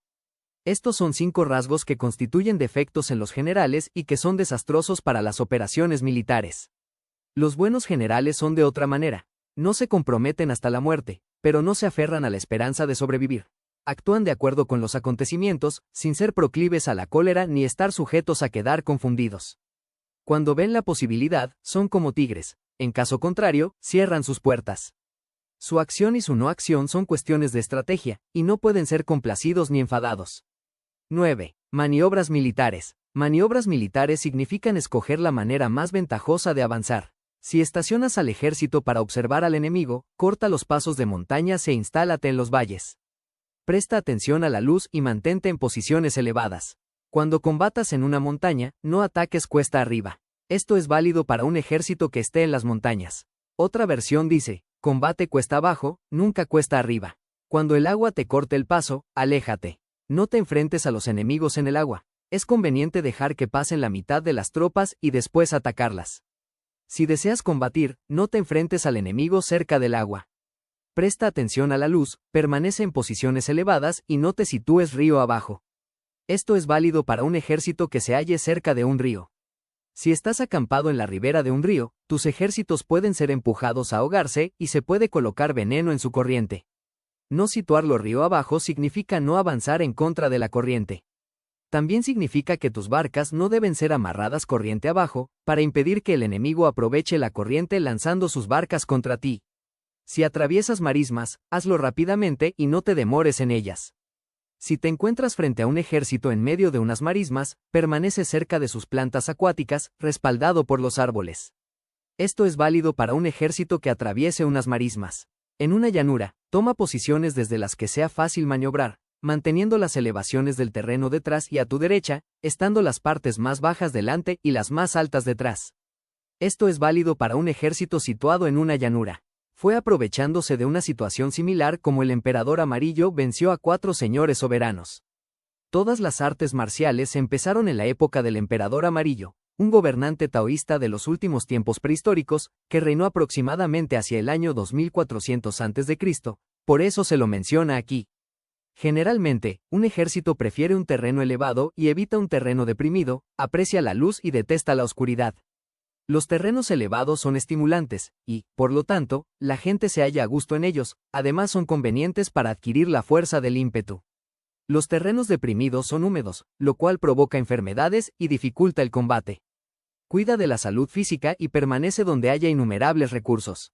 Cuando no existe la enfermedad en un ejército, se dice que éste es invencible. Donde haya montículos y terraplenes, sitúate en su lado soleado, manteniéndolos siempre a tu derecha y detrás. La ayuda del terreno constituye una ventaja para una fuerza militar. La ventaja en una operación militar consiste en aprovecharse de las configuraciones del terreno. Cuando llueve río arriba y la corriente trae consigo la espuma, si quieres cruzarlo, espera a que escampe. Siempre que un terreno presente barrancos infranqueables, lugares cerrados, trampas, riesgos, grietas y prisiones naturales, debes abandonarlo rápidamente y no acercarte a él. En lo que a mí concierne, siempre me mantengo alejado de estos accidentes del terreno, de manera que los adversarios estén más cerca que yo de ellos. Doy la cara a estos accidentes, de manera que queden a espaldas del enemigo. Entonces estás en situación ventajosa, y él tiene condiciones desfavorables. Cuando un ejército se está desplazando, si atraviesa territorios montañosos con muchas corrientes de agua y pozas, o depresiones cubiertas de vegetación, juncos, o bosques vírgenes llenos de árboles, imprescindible escudriñarlos totalmente y con cuidado, ya que estos lugares son proclives a las emboscadas y a los espías. Es imprescindible bajar del caballo y escudriñar el terreno, por si existen tropas escondidas para tender una emboscada. También podría ser que hubiera espías al acecho observándote y a la escucha de tus instrucciones. Cuando el enemigo está cerca, pero permanece en calma, quiere decir que se halla en una posición fuerte. Cuando está lejos, pero intenta provocar hostilidades, quiere que avances. Si, además, su posición es accesible, eso quiere decir que le es favorable. Esto significa que si un adversario no conserva la posición que le es favorable por las condiciones del terreno y se sitúa en otro lugar conveniente, debe ser porque existe alguna ventaja práctica para obrar de esta manera. Si se mueven los árboles, es que el enemigo se está acercando. Si hay obstáculos entre los matorrales, es que has tomado un mal camino. La idea de poner muchos obstáculos entre la maleza es hacerte pensar que existen tropas emboscadas escondidas en medio de ella. Si los pájaros alzan el vuelo, hay tropas emboscadas en el lugar. Si los animales están asustados, existen tropas atacantes. Si se elevan columnas de polvo altas y espesas, hay carros que se están acercando. Si son bajas y anchas, se acercan soldados a pie. Humaredas esparcidas significan que se está cortando leña. Pequeñas polvaredas que van y vienen indican que se está instalando un campamento. Si los emisarios del enemigo pronuncian palabras humildes mientras que éste incrementa sus preparativos de guerra, esto quiere decir que va a avanzar. Cuando se pronuncian palabras altisonantes y se avanza ostentosamente, es señal de que el enemigo se va a retirar. Si sus emisarios vienen con palabras humildes, envía espías para observar al enemigo y comprobarás que está aumentando sus preparativos de guerra. Cuando los carros ligeros salen en primer lugar y se sitúan en los flancos, están estableciendo un frente de batalla. Si los emisarios llegan pidiendo la paz sin firmar un tratado, significa que están tramando algún complot. Si el enemigo dispone rápidamente a sus carros en filas de combate, es que está esperando refuerzos. No se precipitarían para un encuentro ordinario. Debe haber una fuerza que se halla a distancia y que es esperada en un determinado momento para unir sus tropas y atacarte. Conviene prepararse inmediatamente para esta eventualidad. Si la mitad de sus tropas avanza y la otra mitad retrocede, es que el enemigo piensa atraerte a una trampa. El enemigo está fingiendo en este caso confusión y desorden para incitarte a que avances. Si los soldados enemigos se apoyan unos en otros, es que están hambrientos. Si los aguadores beben en primer lugar, es que las tropas están sedientas. Si el enemigo ve una ventaja pero no la aprovecha, es que está cansado. Si los pájaros se reúnen en el campo enemigo, es que el lugar está vacío. Si hay pájaros sobrevolando una ciudadela, el ejército ha huido. Si se producen llamadas nocturnas, es que los soldados enemigos están atemorizados. Tienen miedo y están inquietos, y por eso se llaman unos a otros. Si el ejército no tiene disciplina, esto quiere decir que el general no es tomado en serio. Si los estandartes se mueven, es que está sumido en la confusión. Las señales se utilizan para unificar el grupo. Así pues, si se desplaza de acá para allá sin orden ni concierto, significa que sus filas están confusas. Si sus emisarios muestran irritación, significa que están cansados. Si matan sus caballos para obtener carne, es que los soldados carecen de alimentos. Cuando no tienen marmitas y no vuelven a sus acuartelamientos, son enemigos completamente desesperados. Si se producen murmuraciones, faltas de disciplina y los soldados hablan mucho entre sí, quiere decir que se ha perdido la lealtad de la tropa. Las murmuraciones describen la expresión de los verdaderos sentimientos. Las faltas de disciplina indican problemas con los superiores. Cuando el mando ha perdido la lealtad de las tropas, los soldados se hablan con franqueza entre sí sobre los problemas con sus superiores. Si se otorgan numerosas recompensas, es que el enemigo se halla en un callejón sin salida. Cuando se ordenan demasiados castigos, es que el enemigo está sobrepasado. Cuando la fuerza de su ímpetu está agotada, otorgan constantes recompensas para tener contentos a los soldados, para evitar que se rebelen en masa. Cuando los soldados están tan agotados que no pueden cumplir las órdenes, son castigados una y otra vez para restablecer la autoridad. Ser violento al principio y terminar después temiendo a los propios soldados es el colmo de la ineptitud. Los emisarios que acuden con actitud conciliatoria indican que el enemigo quiere una tregua. Si las tropas enemigas se enfrentan a ti con ardor, pero demoran el momento de entrar en combate sin abandonar no obstante el terreno, has de observarlos cuidadosamente. Están preparando un ataque por sorpresa. En asuntos militares no es necesariamente más beneficioso ser superior en fuerzas, sino solo evitar actuar con violencia innecesaria. Es suficiente con consolidar tu poder, hacer estimaciones sobre el enemigo y conseguir reunir tropas. Eso es todo. El enemigo que actúa aisladamente, que carece de estrategia y que toma a la ligera a sus adversarios, inevitablemente acabará siendo capturado. Si no tienes un estratagema posterior ni un plan previo, sino que confías exclusivamente en tu coraje individual, y tomas a la ligera a tus adversarios sin valorar la situación, con toda seguridad caerás prisionero. Si se castiga a los soldados antes de haber conseguido que sean leales al mando, no obedecerán, y, si no obedecen, serán difíciles de emplear. Tampoco podrán ser empleados si no se lleva a cabo ningún castigo, incluso después de haber obtenido su lealtad. Cuando existe un sentimiento subterráneo de aprecio y confianza, y los corazones de los soldados están ya vinculados al mando, si se relaja la disciplina, los soldados se volverán arrogantes y será imposible emplearlos. Por lo tanto, dirígelos mediante las artes culturales y unifícalos mediante las artes marciales. Esto significa una victoria segura. Arte cultural significa humanidad, y artes marciales significan reglamentos. Mándalos con humanidad y benevolencia, unifícalos de manera estricta y firme. Cuando la benevolencia y la firmeza son evidentes, es posible estar seguro de la victoria. Cuando las órdenes se dan de manera consecuente para edificar a las tropas, éstas las aceptan. Cuando las órdenes no son dadas de manera consecuente para edificar a las tropas, éstas no las aceptan. Cuando las órdenes son justas, existe una satisfacción recíproca entre el líder y el grupo. 10. El terreno. Algunos terrenos son fácilmente transitables, otros son difíciles, algunos son neutros, otros son estrechos, accidentados o abiertos. Cuando puede transitarse por ambos lados, se dice que el terreno es fácilmente accesible.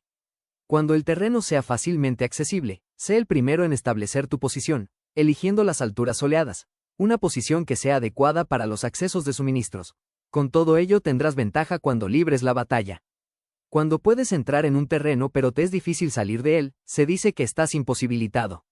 En este tipo de terreno, si tu enemigo no está preparado, puedes vencer si sigues adelante, pero si el enemigo está preparado y sigues adelante, tendrás muchas dificultades para volver de nuevo a él, lo cual jugará en contra tuya.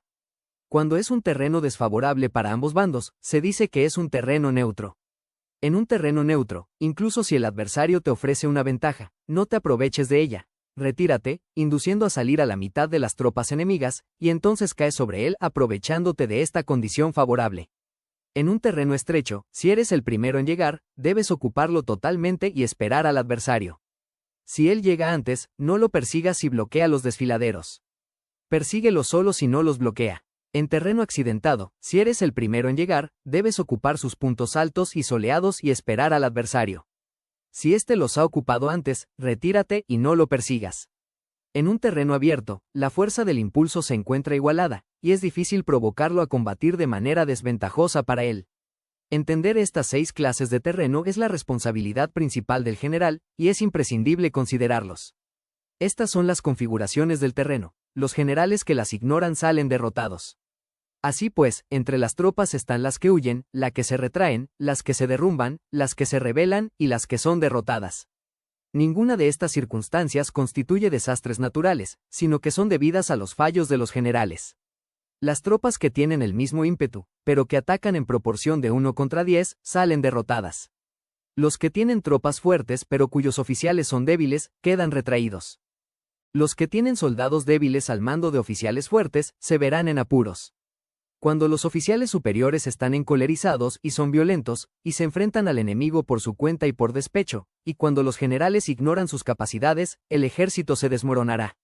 Como norma general, para poder vencer al enemigo, todo el mando militar debe tener una sola intención y todas las fuerzas militares deben cooperar. Cuando los generales son débiles y carecen de autoridad, cuando las órdenes no son claras, cuando oficiales y soldados no tienen solidez y las formaciones son anárquicas, se produce la revuelta. Los generales que son derrotados son aquellos que son incapaces de calibrar a los adversarios, entran en combate contra fuerzas superiores en número o mejor equipadas, y no seleccionan a sus tropas según los niveles de preparación de las mismas. Si empleas soldados sin seleccionar a los preparados de los no preparados, a los arrojados y a los timoratos, te estás buscando tu propia derrota. Estas son las 6 formas de ser derrotado. La comprensión de estas situaciones es la responsabilidad suprema de los generales y deben ser consideradas. La primera es no calibrar el número de fuerzas. La segunda, la ausencia de un sistema claro de recompensas y castigos. La tercera, la insuficiencia de entrenamiento. La cuarta es la pasión irracional. La quinta es la ineficacia de la ley y del orden. Y la sexta es el fallo de no seleccionar a los soldados fuertes y resueltos. La configuración del terreno puede ser un apoyo para el ejército. Para los jefes militares, el curso de la acción adecuada es calibrar al adversario para asegurar la victoria y calcular los riesgos y las distancias. Salen vencedores los que libran batallas conociendo estos elementos, salen derrotados los que luchan ignorándolos. Por lo tanto, cuando las leyes de la guerra señalan una victoria segura, es claramente apropiado entablar batalla, incluso si el gobierno ha dado órdenes de no atacar. Si las leyes de la guerra no indican una victoria segura, es adecuado no entrar en batalla, aunque el gobierno haya dado la orden de atacar. De este modo, se avanza sin pretender la gloria, se ordena la retirada sin evitar la responsabilidad, con el único propósito de proteger a la población y en beneficio también del gobierno. Así se rinde un servicio valioso a la nación. Avanzar y retirarse en contra de las órdenes del gobierno no se hace por interés personal, sino para salvaguardar las vidas de la población y en auténtico beneficio del gobierno. Servidores de esta talla son muy útiles para una nación. Mira por tus soldados como miras por un recién nacido. Así estarán dispuestos a seguirte hasta los valles más profundos. Cuida de tus soldados como cuidas de tus bien amados hijos, y morirán gustosamente contigo. Pero si eres tan amable con ellos que no los puedes utilizar, si eres tan indulgente que no les puedes dar órdenes, tan informal que no puedes disciplinarlos, tus soldados serán como niños mimados y, por lo tanto, inservibles. Las recompensas no deben utilizarse solas, ni debe confiarse solamente en los castigos. En caso contrario, las tropas, como niños mimosos, se acostumbran a disfrutar o a quedar resentidas por todo. Esto es dañino y las vuelve inservibles. Si sabes que tus soldados son capaces de atacar, pero ignoras si el enemigo es invulnerable a un ataque, tienes solo la mitad de posibilidades de ganar. Si sabes que tu enemigo es vulnerable a un ataque, pero ignoras si tus soldados son capaces de atacar, solo tienes la mitad de posibilidades de ganar. Si sabes que el enemigo es vulnerable a un ataque, y tus soldados pueden llevarlo a cabo, pero ignoras si la disposición del terreno es favorable para la batalla, tienes la mitad de probabilidades de vencer. Por lo tanto, los que conocen las artes marciales no pierden el tiempo cuando efectúan sus movimientos, ni se agotan cuando atacan. Debido a esto, se dice que cuando te conoces a ti mismo y conoces a los demás, la victoria no corre peligro. Cuando conoces el cielo y la tierra, la victoria es absoluta. 11. Las 9 clases de terreno. Conforme a las leyes de las operaciones militares, existen 9 clases de terreno. Si intereses locales luchan entre sí en su propio terreno, a este se le llama terreno de dispersión. Cuando los soldados están apegados a su país y combaten cerca de su hogar, pueden ser dispersados con facilidad. Cuando penetras en un territorio ajeno, pero no lo haces en profundidad, a este se le llama terreno ligero. Esto significa que los soldados pueden regresar fácilmente. El territorio que puede resultarte ventajoso si lo tomas, y ventajoso al enemigo si es él quien lo conquista, se llama terreno de disputa. Un terreno de lucha inevitable es cualquier enclave defensivo o paso enemigo. Un territorio igualmente accesible para ti y para los demás se llama terreno de comunicación. El territorio que está rodeado por 3 territorios rivales y el primero que lo toma tiene libre acceso a todo el mundo se llama terreno de intersección. El terreno de intersección es aquel en el que convergen las principales vías de comunicación uniéndolas entre sí. Sé el primero en ocuparlo, y la gente tendrá que ponerse de tu lado. Si lo obtienes, te encuentras seguro. Si lo pierdes, corres peligro. Cuando penetras en profundidad en un territorio ajeno, y dejas detrás muchas ciudades y pueblos, a este terreno se le llama difícil. Es un terreno del que es difícil regresar. Cuando atraviesas montañas boscosas, desfiladeros abruptos, marismas u otros accidentes difíciles de atravesar, a esto se le llama terreno desfavorable. Cuando el acceso es estrecho y la salida es tortuosa, de manera que una pequeña unidad enemiga puede atacarte, aunque tus tropas sean más numerosas, a este se le llama terreno cercado. Si eres capaz de una gran adaptación, puedes atravesar este territorio. Si solo puedes sobrevivir en un territorio luchando con rapidez, y si es fácil morir si no lo haces, a este se le llama terreno mortal. Las tropas que se encuentran en un terreno mortal están en la misma situación que si se encontraran en una barca que se hunde o en una casa ardiendo. Así pues, no combatas en un terreno de dispersión, no te detengas en un terreno ligero, no ataques en un terreno clave, ocupado por el enemigo, no dejes que tus tropas sean divididas en un terreno de comunicación. En terrenos de intersección, establece comunicaciones. En terrenos difíciles, entra a saco. En terrenos desfavorables, continúa marchando. En terrenos cercados, haz planes. En terrenos mortales, lucha. En un terreno de dispersión, los soldados pueden huir. Un terreno ligero es cuando los soldados han penetrado en territorio enemigo, pero todavía no tienen las espaldas cubiertas. Por eso, sus mentes no están realmente concentradas y no están listos para la batalla. No es ventajoso atacar al enemigo en un terreno clave. Lo que es ventajoso es llegar el primero a él. No debe permitirse que quede cortado el terreno de comunicación para poder servirse de las rutas de suministros. En terrenos de intersección, estarás a salvo si estableces alianzas. Si las pierdes, te encontrarás en peligro. En terrenos difíciles, entrar a saco significa reunir provisiones. En terrenos desfavorables, ya que no puedes atrincherarte en ellos, debes apresurarte a salir. En terrenos cercados introduce tácticas sorpresivas. Si las tropas caen en un terreno mortal, todo el mundo luchará de manera espontánea. Por esto se dice, sitúa a las tropas en un terreno mortal y sobrevivirán. Los que antiguamente eran considerados como expertos en el arte de la guerra eran capaces de hacer que el enemigo perdiera contacto entre su vanguardia y su retaguardia, la confianza entre las grandes y las pequeñas unidades, el interés recíproco por el bienestar de los diferentes rangos, el apoyo mutuo entre gobernantes y gobernados, el alistamiento de soldados y la coherencia de sus ejércitos. Estos expertos entraban en acción cuando les era ventajoso, y se retenían en caso contrario. Introducían cambios para confundir al enemigo, atacándolos aquí y allá, aterrorizándolos y sembrando en ellos la confusión, de tal manera que no les daban tiempo para hacer planes. Se podría preguntar cómo enfrentarse a fuerzas enemigas numerosas y bien organizadas que se dirigen hacia ti. La respuesta es quitarles en primer lugar algo que aprecien, y después te escucharán. La rapidez de acción es el factor esencial de la condición de la fuerza militar, aprovechándose de los fallos de los adversarios, desplazándose por caminos que no esperan y atacando cuando no están en guardia. Esto significa que para aprovecharse de la falta de preparación, de visión y de cautela de los adversarios, es necesario actuar con rapidez, y que, si dudas, esos fallos no te servirán de nada. En una invasión, por regla general, cuanto más se adentran los invasores en el territorio ajeno, más fuertes se hacen, hasta el punto de que el gobierno nativo no puede ya expulsarlos. Escoge campos fértiles y las tropas tendrán suficiente para comer. Cuida de su salud y evita el cansancio, consolida su energía, aumenta su fuerza. Que los movimientos de tus tropas y la preparación de tus planes sean insondables. Consolida la energía más entusiasta de tus tropas, ahorra las fuerzas sobrantes, mantén en secreto tus formaciones y tus planes, permaneciendo insondable para los enemigos, y espera a que se produzca un punto vulnerable para avanzar. Sitúa a tus tropas en un punto que no tenga salida, de manera que tengan que morir antes de poder escapar. Porque, ante la posibilidad de la muerte, ¿qué no estarán dispuestas a hacer? Los guerreros dan entonces lo mejor de sus fuerzas.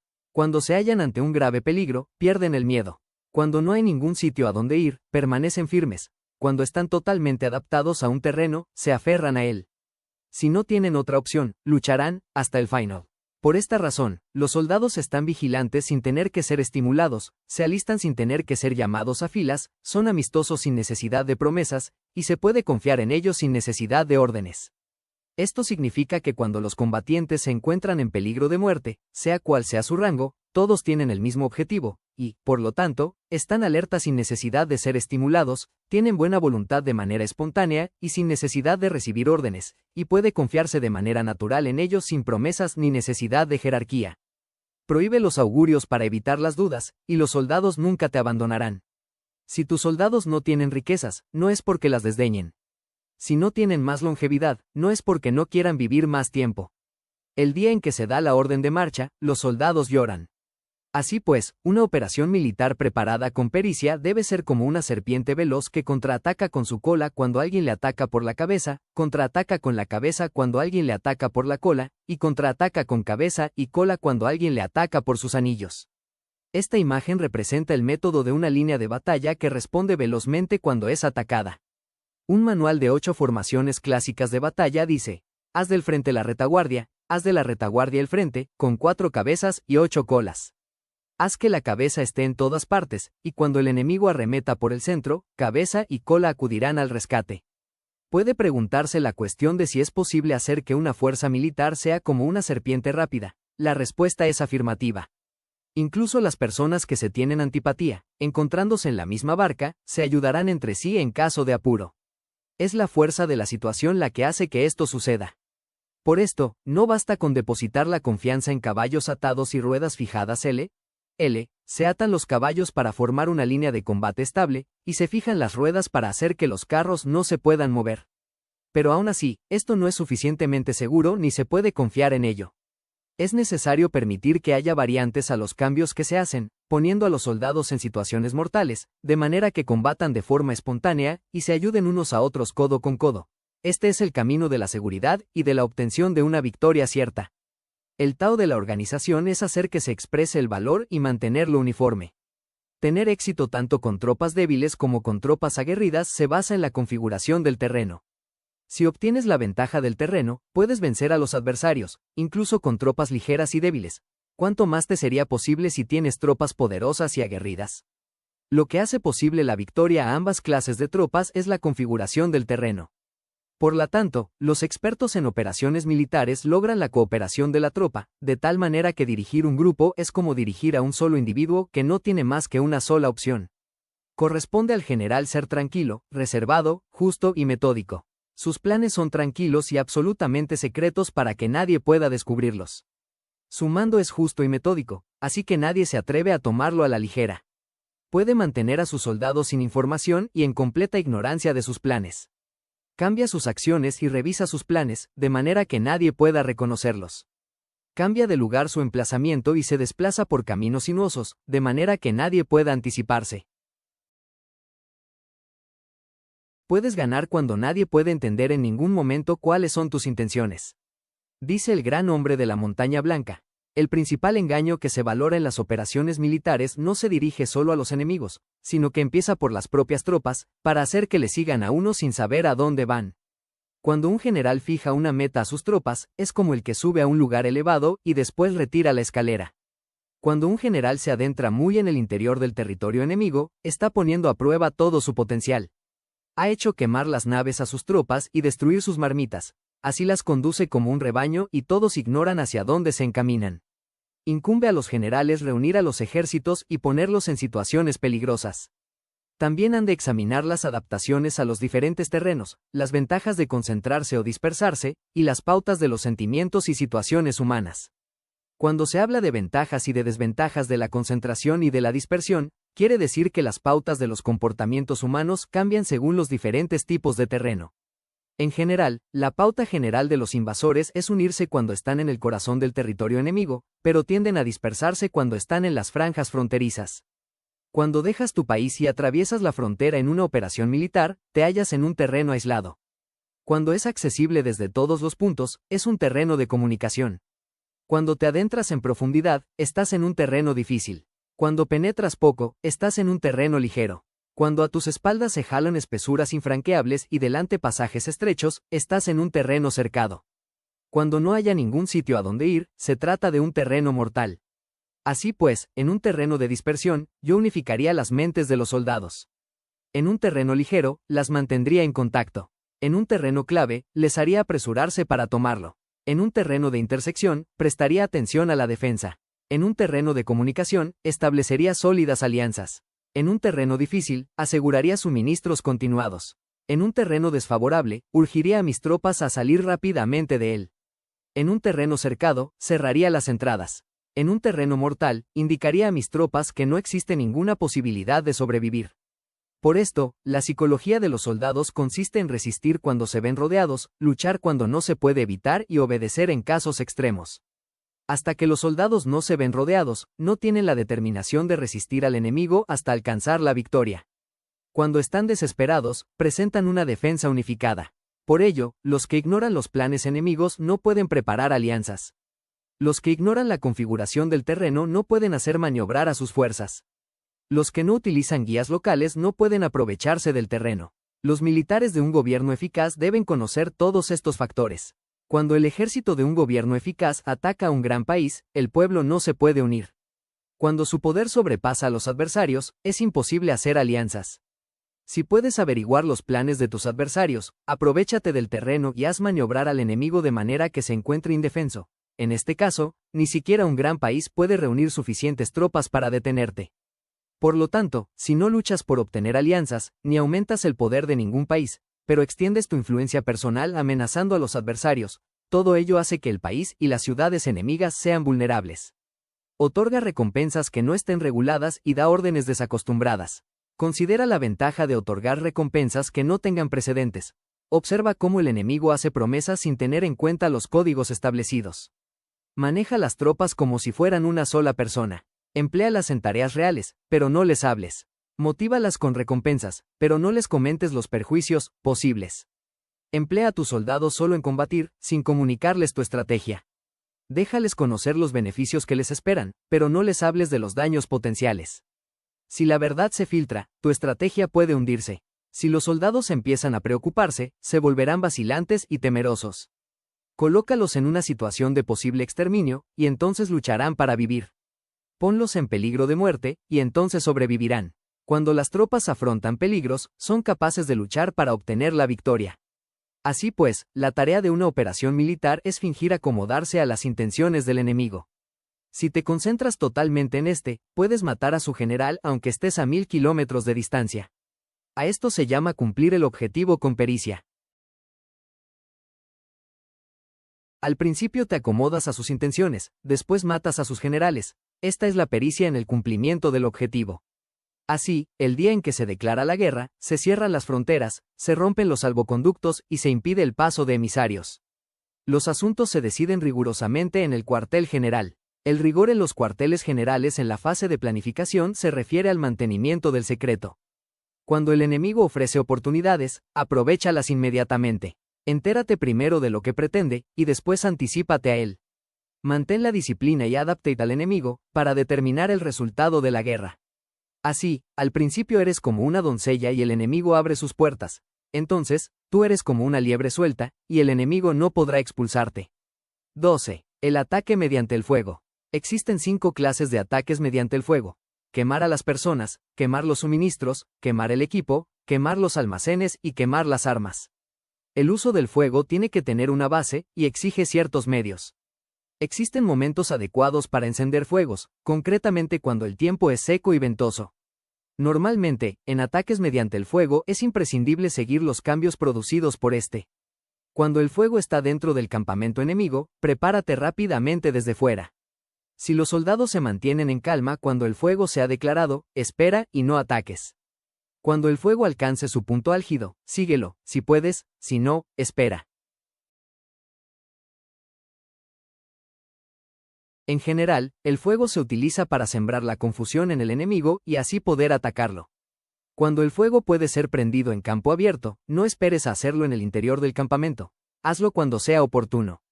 Cuando el fuego sea atizado por el viento, no ataques en dirección contraria a No es eficaz luchar contra el ímpetu del fuego, porque el enemigo luchará en este caso hasta la muerte. Si ha soplado el viento durante el día, a la noche amainará. Un viento diurno cesará al anochecer. Un viento nocturno cesará al amanecer. Los ejércitos han de saber que existen variantes de las 5 clases de ataques mediante el fuego, y adaptarse a estas de manera científica. No basta saber cómo atacar a los demás con el fuego, es necesario saber cómo impedir que los demás te ataquen a ti. Así pues, la utilización del fuego para apoyar un ataque significa claridad, y la utilización del agua para apoyar un ataque significa fuerza. El agua puede incomunicar, pero no puede arrasar. El agua puede utilizarse para dividir a un ejército enemigo, de manera que su fuerza se desuna y la tuya se fortalezca. Ganar combatiendo o llevar a cabo un asedio victorioso sin recompensar a los que han hecho méritos trae mala fortuna y se hace merecedor de ser llamado avaro. Por eso se dice que un gobierno esclarecido lo tiene en cuenta y que un buen mando militar recompensa el mérito. No movilizan sus tropas cuando no hay ventajas que obtener, ni actúan cuando no haya nada que ganar, ni luchan cuando no existe peligro. Las armas son instrumentos de mal augurio, y la guerra es un asunto peligroso. Es indispensable impedir una derrota desastrosa, y, por lo tanto, no vale la pena movilizar un ejército por razones insignificantes. Las armas solo deben utilizarse cuando no existe otro remedio. Un gobierno no debe movilizar un ejército por ira, y los jefes militares no deben provocar la guerra por cólera. Actúa cuando sea beneficioso, en caso contrario, desiste. La ira puede convertirse en alegría, y la cólera puede convertirse en placer, pero una nación destruida no se puede hacer renacer, y la muerte no puede convertirse en vida. En consecuencia, un gobierno esclarecido presta atención a todo esto, y un buen mando militar lo tiene en cuenta. Esta es la manera de mantener a la nación a salvo y de conservar intacto a su ejército. 13. Sobre la utilización de los espías. Una gran operación militar significa un gran esfuerzo para la nación, y la guerra puede durar muchos años para obtener una victoria de un día. Así pues, dejar de conocer la situación de los adversarios por resistencia a aprobar gastos para asuntos de espionaje es extremadamente inhumano, y no es típico de un buen jefe militar, de un consejero de gobierno, ni de un gobernante victorioso. Por lo tanto, lo que posibilita a un gobierno inteligente y a un mando militar sabio vencer a los demás y lograr triunfos extraordinarios es la información previa. La información previa no puede obtenerse de fantasmas ni espíritus, ni se puede tener por analogía, ni descubrir mediante cálculos. Debe obtenerse de personas que conozcan la situación del enemigo. Existen 5 clases de espías: el espía nativo, el espía interno, el doble agente, el espía liquidable y el espía flotante. Cuando están activos todos ellos, nadie conoce sus rutas. A esto se le llama genio organizativo, y se aplica al gobernante. Los espías nativos se contratan entre los habitantes de una localidad. Los espías internos se contratan entre los funcionarios enemigos. Los agentes dobles se contratan entre los espías enemigos. Los espías liquidables transmiten falsos datos a los espías enemigos. Los espías flotantes vuelven para traer sus informes. Entre los funcionarios del régimen enemigo se hallan aquellos con los que se puede establecer contacto y a los que se puede sobornar para averiguar la situación de su país y descubrir cualquier plan que se trame contra ti. También pueden ser utilizados para crear desavenencias y desarmonía. En consecuencia, nadie en las Fuerzas Armadas es tratado con tanta familiaridad como los espías, ni a nadie se le otorgan recompensas tan grandes como a ellos, ni hay asunto más secreto que el espionaje. Si no se trata bien a los espías, pueden convertirse en renegados y trabajar para el enemigo. No se pueden utilizar espías sin sagacidad y conocimiento. No puede uno servirse de espías sin humanidad y justicia, no se puede obtener la verdad de los espías sin sutileza. Ciertamente, es un asunto muy delicado. Los espías son útiles en todas partes.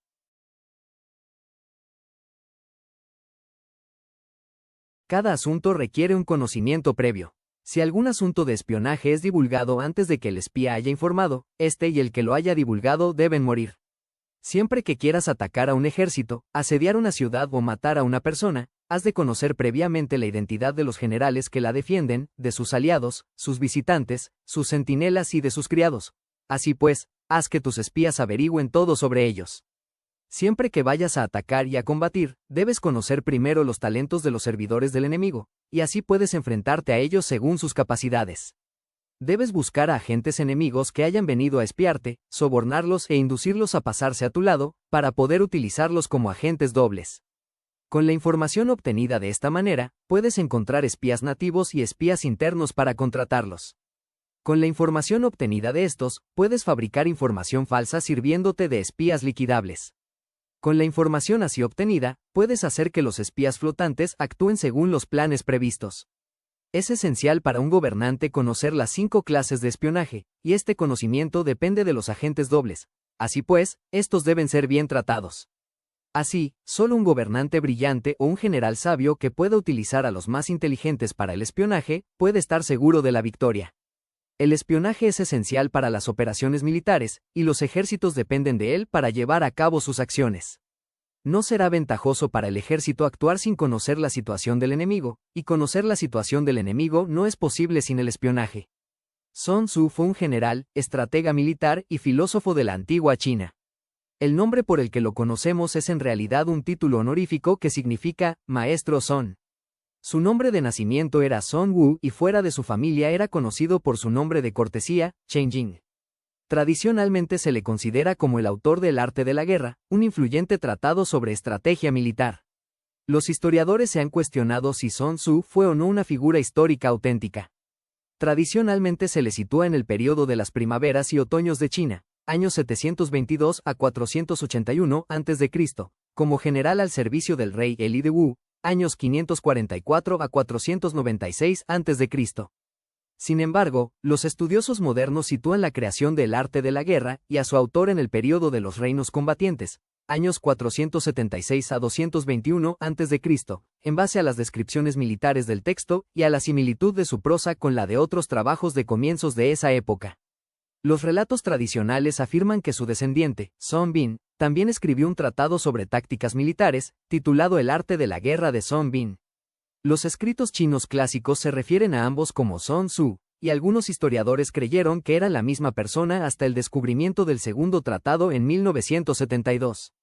Durante el siglo XX, el arte de la guerra de Sun Tzu se hizo popular también en Occidente y en la actualidad es de gran influencia en casi todo el mundo, en ámbitos tan dispares como la política, los negocios, los deportes o, por supuesto, la guerra.